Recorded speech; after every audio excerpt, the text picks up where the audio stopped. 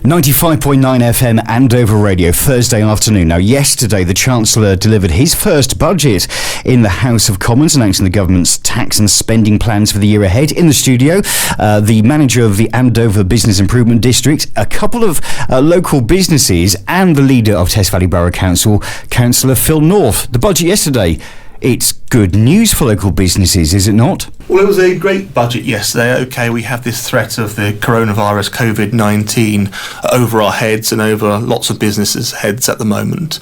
But it's important that the government reassures businesses and the public, and I think they did that yesterday. There was some great news, as you say, for local businesses. The business rates discount of 50% has been extended to 100%, which means most businesses in Andover Town Centre will pay no business rates at all next year. So let me just be clear about this. So we did a small survey a little while ago. There were 192 businesses around the immediate town centre area, of which 130 are locally owned businesses, and you think that many of those will fall below that £51,000 a year threshold? The majority of them will. So it's £51,000 or below rateable value. If they pay less than that, then they will pay no business rates at all next year. So it is good news for local businesses. Do we agree? Now, Christine Mellor, David Mellor Family Jewellers in the Chancery Centre now, previously on Waterloo Court. You've been in town for, you are part, don't take this as an offence, but you're like part of the furniture in this town, not just because of your resilience, but because of all the brilliant things that you do around the town. Is this good news for you? Oh, thanks for that. It's brilliant. It's very welcome. As Phil's just said, last year we had a third off the rates, and then it was going to be 50%, and in actual fact one of our stores we'd already had the bill through this week showing the 50% discount, and now we're not paying anything at all. So a great help, very welcome indeed.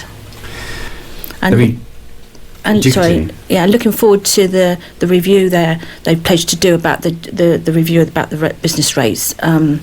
That would be great. Look forward to that. This is in the autumn, isn't it, Councillor North? Yeah, I mean, this is fundamental, and this is what we were asking before we had the threat of coronavirus. We all know that the high street is struggling. The Panorama programme broadcast a month or so ago was saying that over the last decade, right up and down the country, town centres up and down the country have lost 25% of their retail units. Obviously a tough time for the high street, but the fundamental review of business rates is really, really important, because I hope when the Chancellor comes back in the autumn, he will have a fair scheme that makes it fairer for high street retailers against online retailers. At the moment, obviously, online retailers don't have to pay for the bricks and mortar of being in the high street with their business rates. Okay, they've got to pay a little bit in terms of their warehouses, etc. But it's much more expensive for high street retailers to do business, and we really need to equalise that in this country. Bev Power from Travelling Cupcake in Andover. Now, you're not the sort of business that can solely exist online. What was it 7 years ago that made you want to open up a shop in Andover's High Street? How difficult has it been over those last 7 years? So we were quite lucky. We got offered a pop-up shop on Bridge Street, which was lovely. So we started in a recession. So we've never had it easy. It's always been challenging. However, because we are working in our business, we can be quite responsive and just change things as they need to be changed to basically help our business. So we were very worried about the whole coronavirus thing, which I'm sure lots of people are, because we only have a handful of employees, so we're trying to think outside the box, as everyone is. So yeah, you've expanded and you found new ideas. You've moved locations. You've worked out what works for you.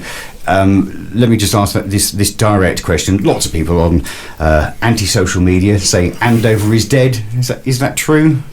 Andover is up and coming. We do have periods which are very quiet, but we get people in every week who are travelling from Newbury, Winchester, Basingstoke, Petersfield, Southampton, even Salisbury. A lot of people from Salisbury who actually come into our store because their stores have closed on their high street and we're still going. So we do actually draw people from other towns, so we can just keep positive and I'll carry always on. say that even a cursory glance up the high street suggests to you that Andover is not dead. Steve Godwin, the manager of the Andover Business Improvement District.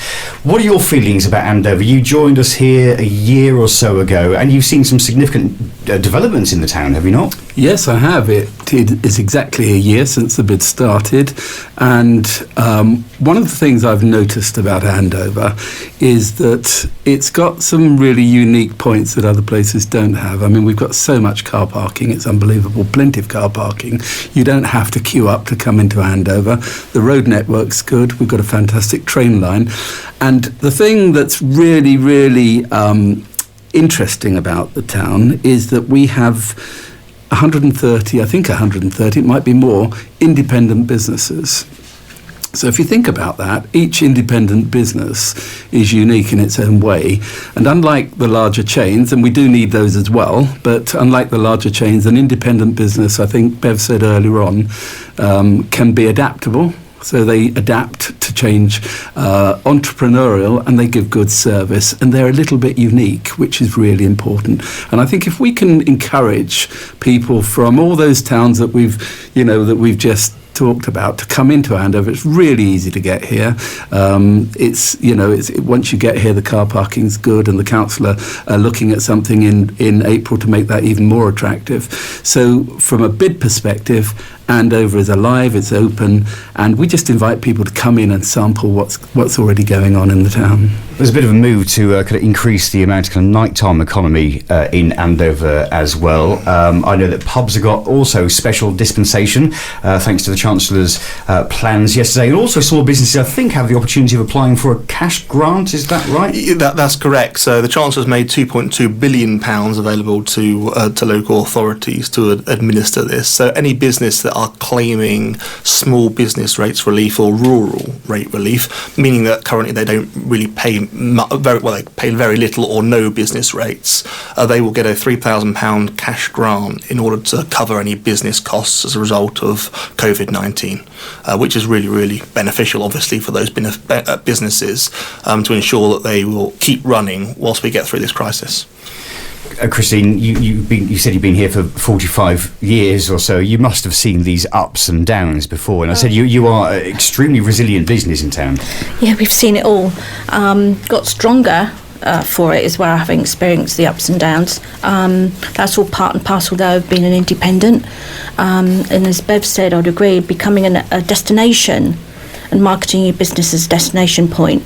But of course that becomes expensive radio, as you know, and all sorts of things, and of course word of mouth. But it's keeping on top of that, and competing with the internet is very difficult. But yeah, wouldn't say we're thriving. I mean, it's very difficult. It's challenging times now, and with the threat, the coronavirus, that's because we don't know what's going to happen, so we can't. It's difficult to plan, and like most independent businesses, we kind of struggle from month to month. So it's going to be hard. But interesting to in the budget yesterday, the mention of coronavirus business interruption loan scheme.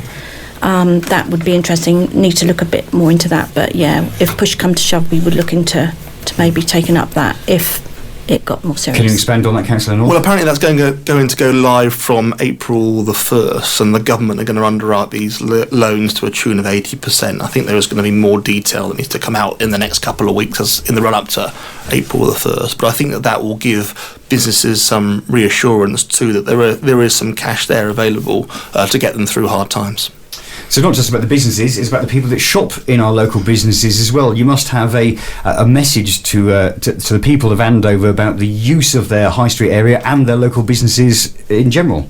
Well, I think for me it's use it or lose it. I mean, myself and some of my other councillor colleagues have a thing going for Lent called #ShopLocalForLent, where we've given up shopping online or succumbing to going to any out-of-town supermarket through the Lenten period to really support our local independent businesses here in Andover. We do so anyway, but just want to give them some extra support, reassurance, and hope to encourage other people to come and shop in Andover throughout this period. And the really short phrase that Steve almost touched on earlier, Councillor North, is... that Andover is open for business.